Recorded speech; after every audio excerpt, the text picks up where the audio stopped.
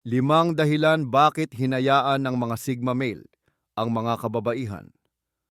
Karamihan sa mga lalaki ay naghahangad ng atensyon sa mga babaeng hinahabol nila, pinahanga at kinahuhumalingan nila.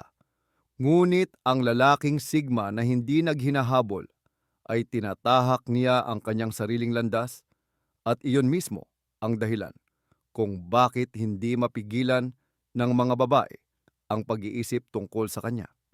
Itinuturo ng lipunan sa mga lalaki na ang kanilang halaga ay nakasalalay sa pagpapatunay ng babae. Kung gusto kanya, mahalaga ka.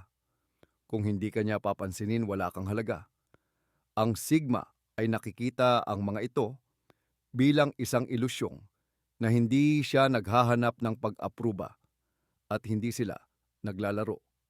Karamihan sa mga lalaki ay nag-aakala na malas sila pagdating sa pag-ibig o insecure. Pero ang mga Sigma ay hindi niya pinapansin ang mga babae. Hindi dahil hindi niya ito makukuha, kundi dahil naiintindihan niya sila.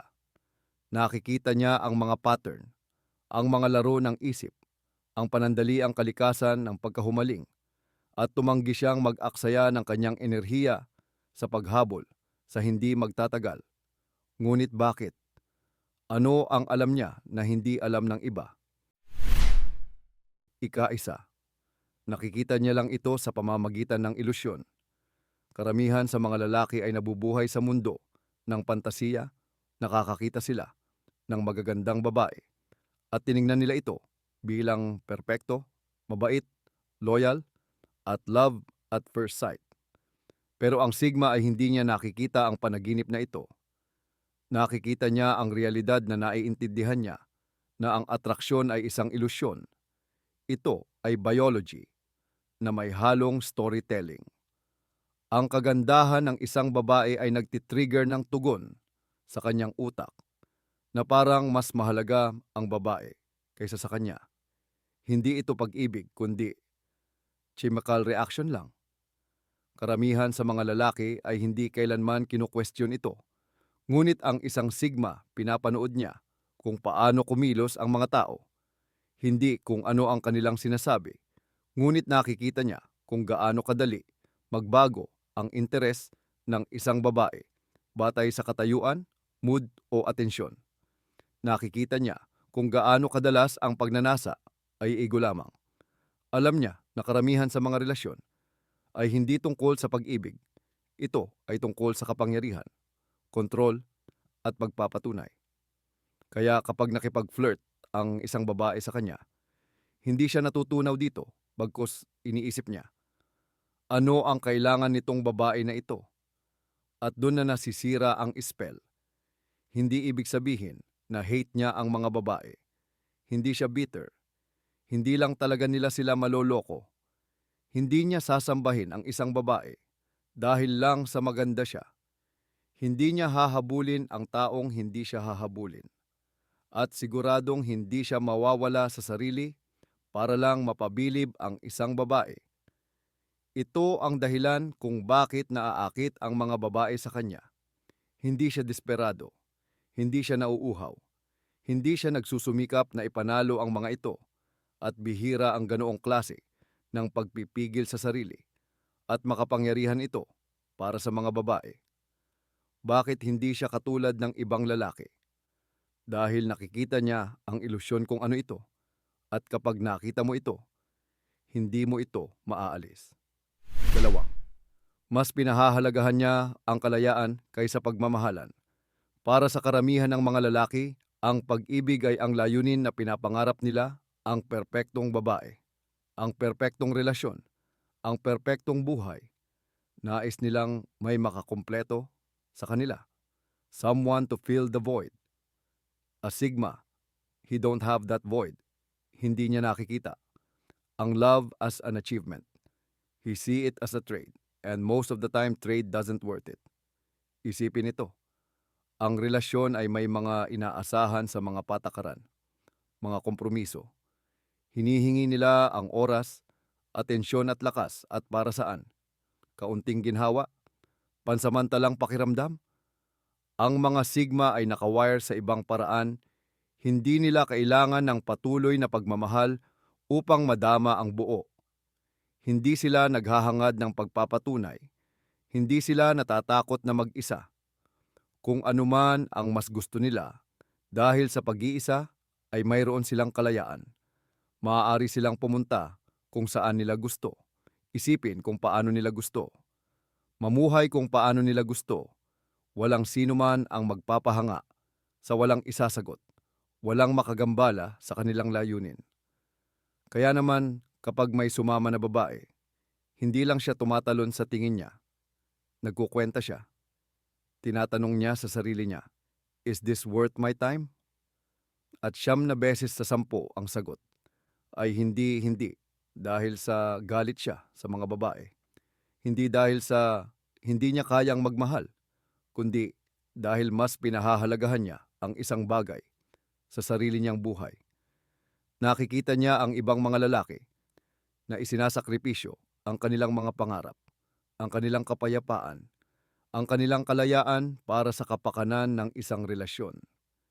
Nakikita niya kung gaano karami sa kanila ang nauubos, nawala o nasira. He refuses to be one of them. It doesn't mean na sarado na siya if the right person comes along, someone who respects his space, his mind, his time. Baka papasukin niya sila, pero hanggang dun lang siya hindi naghihintay. Nabubuhay siya at iyon ang nagpapaiba sa kanya. 3. Alam niyang nawawala ang atraksyon. Karamihan sa mga lalaki ay naniniwala na kapag nagtagumpay sila sa isang babae, ang kwento nila ay kumpleto na. Ipinapalagay nila na ang pag-ibig ay isang linya ng pagtatapos, isang bagay na permanente, isang bagay na tumatagal. Ngunit ang lalaking sigma na mas kilala niya ang kanyang sarili ay naiintindihan niya na ang pagkahumaling ay pansamantala lamang, na ang mga emosyon ay nagbabago tulad ng hangin, at kung ano ang nagpapasigla sa isang tao ngayon ay maaaring magsawa sa kanila bukas. Tignan mo sa paligid mo kung gaano karaming mga mag-asawa ang nagsimulang madamdamin hanggang sa malayo. Kung gaano karaming mga lalaki ang nagbibigay ng lahat sa isang babae na itatapon lamang kapag hindi na niya nararamdaman ang parehong paraan. Masyadong maraming beses na itong nakita ng sigma. Alam niya na ang atraksyon ay hindi nabubuo sa lohika. It's built on feelings. And feelings are fragile. They change with time, with circumstance, with the smallest shift in energy. That's why he don't bother chasing. Hindi niya inilalagay ang isang babae sa isang pedestal sa pag-aakalang palagi niya siyang makikita sa parehong paraan. Alam niya na ang pagkahumaling ay batay sa pangunawa. Sa sandaling, ang isang tao ay nagiging masyadong predictable, masyadong available, masyadong sabik na siya ay huminto sa pagiging kawili-wili. At iyon ang karamihan sa mga lalaki ay nabigo. Iniisip nila na kapag nakuha na nila ang atensyon ng isang babae, ay nanalo na sila. Ngunit ang pagkahumaling ay hindi isang bagay na panalo mo ito, ay isang bagay na pabago-bago, hindi ito permanente. Kaya't ang sigma na lalaki ay gumagawa ng kabaligtaran ng kung ano ang ginagawa ng karamihan sa mga lalaki sa halip na mamuhunan ang kanyang enerhiya sa mga pansamantalang emosyon na ipinumuhunan niya sa kanyang sarili. Itinatayo niya ang kanyang isip, ang kanyang mga kasanayan at ang kanyang paningin. Nakatuon siya sa mga bagay na hindi kumukupas sa paglipas ng panahon. Kaya naman, hindi siya mapapansin ng mga babae. Hindi siya naghahanap na humawak sa isang bagay na patuloy na nagbabago. Gumagawa siya ng isang bagay na totoo, isang bagay na tumatagal. 4, nauunawaan niya ang halaga ng emosyonal na pamumuhunan. Karamihan sa mga lalaki ay nag-iisip na ang mga relasyon ay tungkol sa kaligayahan sa pag-ibig at suporta.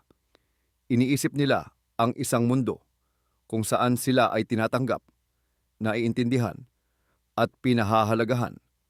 Ngunit ang Sigma na hindi siya nabubuhay sa mga pantasya ay nakikita niya ang mga relasyon para sa kung ano ang mga ito ay isang palitan at bawat palitan ay may halaga. Kapag ang isang lalaki ay emosyonal na namuhunan sa isang babae na hindi niya ito binibigyang pansin, binibigyan niya ito ng kapangyarihan. Nagiging sentro siya ng kanyang pag-iisip, ang mga pinagmumulan ng kanyang kaligayahan, ang maaaring mag-angat sa kanya o magpabagsak sa kanya, at para sa Sigma ay mapanganib ang uri ng mga ito.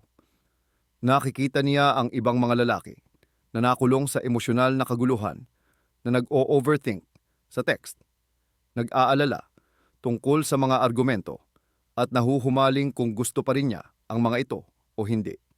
Siya ay nanonood habang ang mga lalaki ay nawawala sa kanilang sarili, sa mataas at mababang mga relasyon na nagiging mga anino ng kung sino sila dati. Kaya naman, tumanggi siyang maglaro. Hindi dahil sa wala siyang nararamdamang emosyon, kundi dahil ayaw niyang kontrolin ng mga ito para sa kanya, peace of mind. Mas gugustuhin niyang maglakad ng mag-isa kaysa madala sa hindi kinakailangang drama. Mas pinahahalagahan niya ang katatagan kaysa sa kaguluhan, lohika kaysa sa salpok, at kaya hindi niya pinapansin ang hinahabol ng ibang mga lalaki. Hindi dahil sa takot siya sa pag-ibig, kundi dahil naiintindihan niya ang gastos at kadalasan ay hindi sulit. Mas malaki ang priorities niya. At the end of the day, ang Sigma male ay hindi binabaliwala ang mga babae para lang patunayan ang isang punto na hindi niya sinusubukang maging misteryoso, malamig, o hindi mahawakan. Nakatuon lang siya sa ibang bagay na mas malaki. Karamihan sa mga lalaki ay ginagawa ang mga kababaihan bilang kanilang misyon na hinuhubog nila ang kanilang buong buhay sa paghahanap ng pag-ibig, pagkuha ng pag-apruba o pagpapahanga sa isang tao. Ang kanilang kaligayahan ay nakasalalay sa kung sila ay may kapareha. Ngunit ang isang Sigma ay may palatandaan na siya ay may iba't ibang landas, ang kanyang layunin ay nauuna. Ang kanyang isip ay abala sa mga layunin, ideya at pangitain. Iyon ang kahabaan ng mga relasyon na nakikita niya na ang oras bilang kanyang pinakamahalagang assets at ayaw niyang sayangin ito sa paghabol sa isang bagay na hindi naman talaga tumutupad sa kanya.